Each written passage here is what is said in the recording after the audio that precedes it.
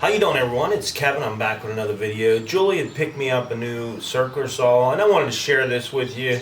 I've been using that old one over to Rusty Rooster. That saw I actually got at a yard sale for about $6. And it's not a really good saw, but it works. And Julie, he got me a new saw for all the building that we're doing on the Rusty Rooster. I guess a new saw probably would be good to have. So this is a Kobalt, a 15 amp Kobalt circular saw, and I'm going to open it up. We're going to be using it a little bit today. I have a new project I need to get done. I promised someone a piece of furniture, and we're going to be using this saw to help build it. So let's get to opening up this saw and we'll check it out.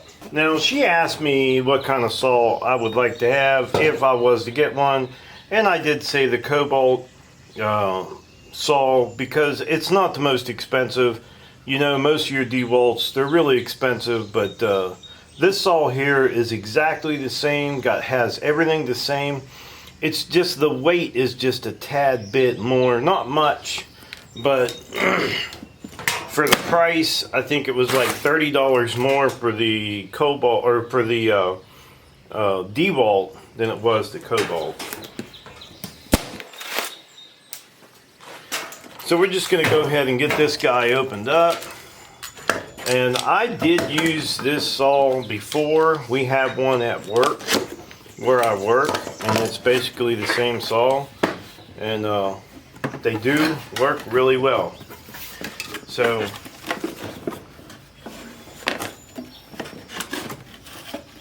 I see you got your guide here to actually give you a hand while you're sawing. This mounts in your saw. Seems like it's packed really well in the box here.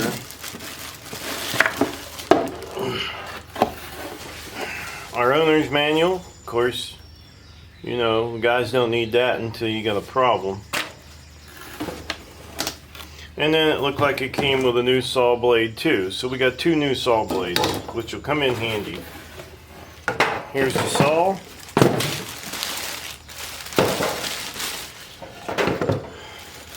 And it looks like a pretty good saw. I mean, the way it's set up, it's got all your angles. Nice gauge on the front. Definitely it feels a lot sturdier than the one we have at the Rusty Rooster. This saw should last us a long time. So I'm going to go ahead and get the blade put on this thing, and then we'll get to cutting some wood with it. Okay, for this part, mounting the blade on, you're going to need a 13mm wrench or an Allen wrench. I don't have any Allens here, so we're going to be using the 13mm wrench. So what we're going to do is we're going to loosen this bolt here. Now, if this bolt would be too tight right now to break loose, which mine is a little tight and it's twisting the shaft, what you want to do is turn it over, and you'll see on the top here you have a button. Hold down on your button and then turn your bolt until you feel it slide down. When this pushes down, then you know you got it locked in. Once it's locked in, you're able to break your bolt loose and let go of the button and pull this out. You can go ahead and take that bolt out of there now.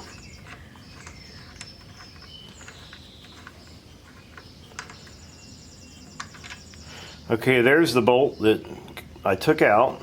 Now you're going to reach in here, and there's a little washer on here, and you can see how that shape of that washer is right there. That's the way you're going to put it back on. You want it to slide right on top of there. So let's get us a new blade here. We're going to use the Kobalt one since it goes with the saw. And what we're going to do now is we're just going to lift this guy here up, and we're going to slide our saw blade in.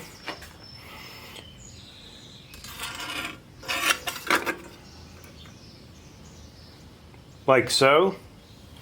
And then we're going to take our washer, we're going to twist it on there until it locks into place. Now we're going to mount our bolt back in there. screw it in as far as you can with your fingers. It's always best to screw any bolt in as far as you can with your fingers before you go to try to tighten it. Now you're going to push down on the button on the top again, and then you're going to tighten it.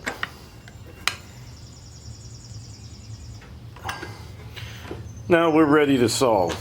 Alright, a lot of times these guys here kind of get lost because you know, it kind of makes your saw a little bulky and everything having it on there. This is actually a good addition to have to this saw.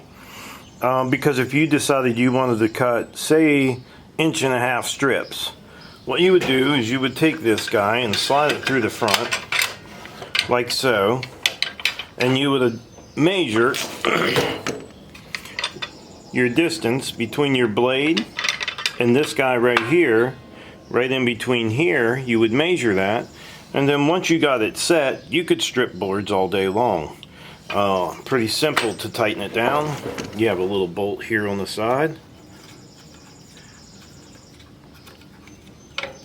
Clamp it down against there, and now you're ready to go. This thing's nice and tight, and you can strip wood really easily with this.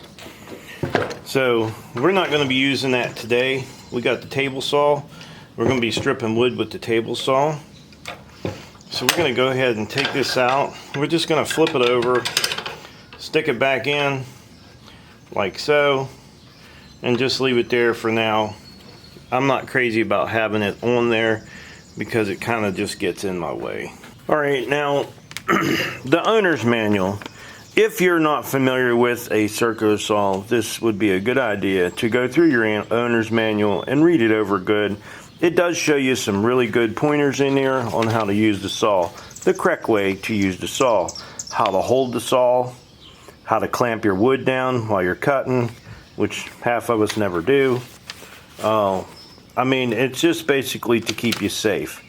And then you have also parts lists for your saw, different things, and you could always write your serial number down on here and the model number, and then of course I think you have it here, but I mean you could match everything up, make sure everything's on there. It's got the item number, the saw and everything, but you could write your serial number down. Just throw this somewhere where you can have it on hand just in case you need it. Another good part of this saw is the length of the cord.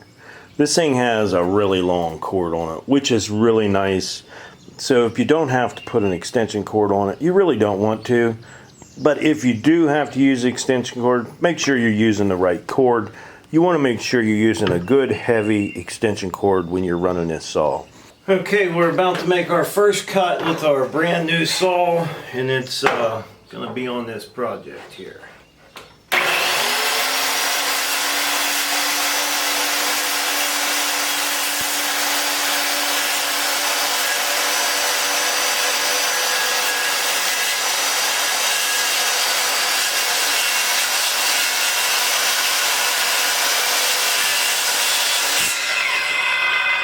Man, that thing cuts like butter, but it's a little rough. Some of this wood's got some paint on it, and it's sticking up. But did a good cut there.